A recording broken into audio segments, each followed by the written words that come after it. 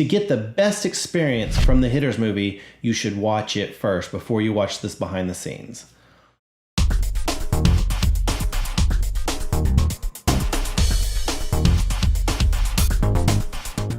So this Hitters Club is an evil organization with a very specific evil that they do. People pay a large amount of money to fulfill a particular evil fetish. And that is they go and punch somebody one time, one punch in the face. You know, it seemed pretty twisted and like that could be a little movie short. So we decided to make it.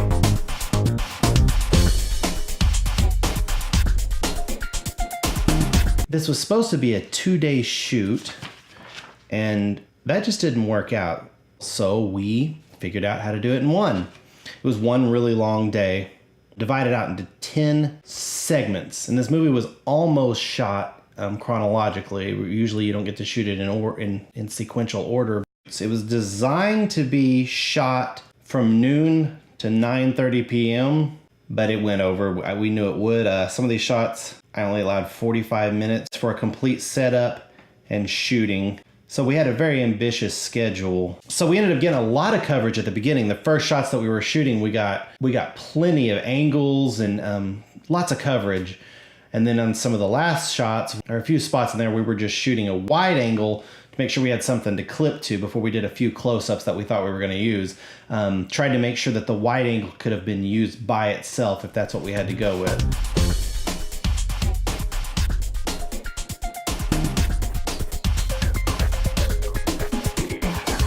Even though this was just a short, I had the opportunity to know exactly where we were going to be shooting. And so I went ahead in the computer and made a 3D model of the room we were going to be shooting in. That way I could put my camera in there and look at camera angles and kind of have a real good idea of what I wanted to shoot and how I wanted to shoot it.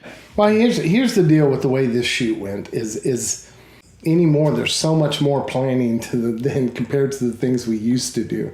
I mean, we were literally in the block of 8 or 9 hours able to shoot that whole video, and it was mapped out and perfectly laid out to where we know exactly when we're going to be doing something.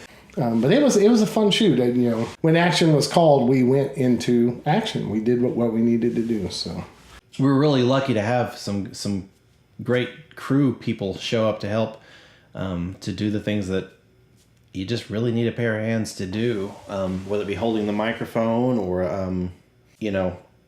that's it. Holding the microphone is really the only important job. Another important thing was to make sure our actors and crew never got hungry or thirsty. We had a catering area. I wonder if we have a picture of that. Even when you have a tight schedule, sometimes it's really important to take a break, quit, step back, come back, and be a little bit fresh again.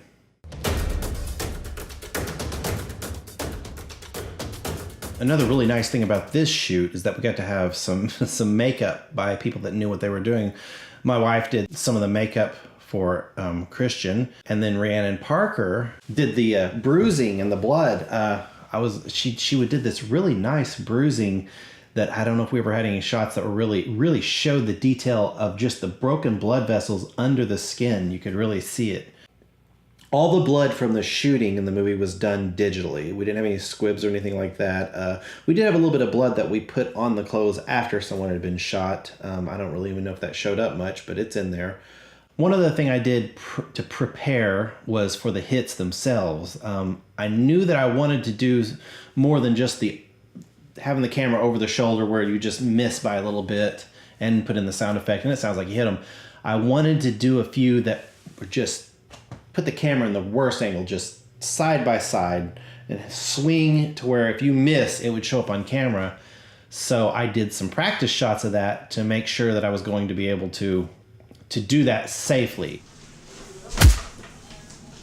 All of the audio was done with shotgun mics. We didn't use any lapel mics for this. We used a Zoom H6 handy recorder and ran the boom mic into that. So there was the Carver character, which I played. He was the biker guy that kind of ran the Hitters Club that night. I knew I wanted him to wear like leather, look like a biker, and to have tough guy's beard or whatever. So that was kind of fun to grow that. I kind of did some digital tests. I grew the beard and then tried to erase parts of it digitally to see what I actually wanted to shave into it the day that we were shooting. Acting and directing is a really challenging thing to do effectively, but I really wanted to be in it. So I was. I never got to hit anybody. This is in our costuming department. There's the gun holster. I don't even know how I wore this or how you would wear it. There was one point that Christian was on the ground and I was getting ready to I was getting her, grab her to drag her to the other room, and my gun just falls out and it's falling like right for her, and I just caught it. That's a pretty heavy gun. It could have totally just hit her right in the head. Looks like it's just a funky brawl. Yeah. Yeah, I don't know. I wasn't quite wearing it right.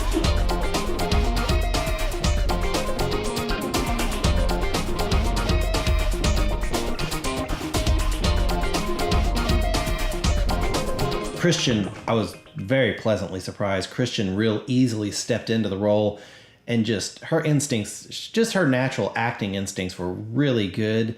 So I could kind of present the idea of what she was supposed to do, and she could take that and run with it and present things that I hadn't thought of, and just real effectively be Ash, be the character in this situation. Doc played Sherman and did quite a transformation to become Sherman. It wasn't that big of a transformation. I absolutely hate Sherman.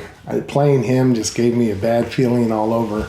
The inspiration I drew from that is years ago I dated this girl, and her girlfriend wanted to take her boyfriend out for his birthday, so we went to this gentleman's club in Fayetteville.